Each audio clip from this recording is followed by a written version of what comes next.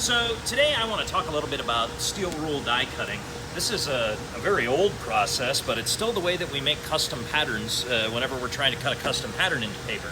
So this is a rather large, thick piece of plywood, and this is a die that we're using to cut out what will later become a folder for information materials.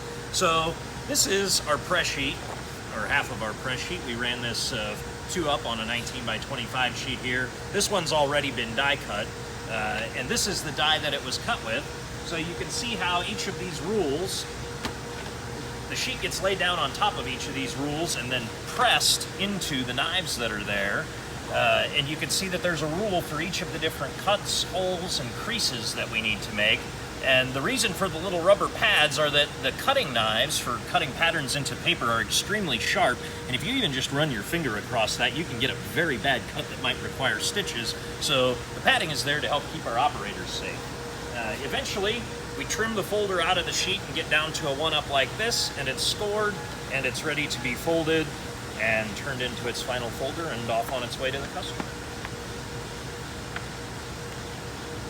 Anyway, whenever we're doing pattern die cutting, whenever you're looking to cut a custom shape into a piece of paper, if you're doing a lot of them, it's going to require a steel rule die like this.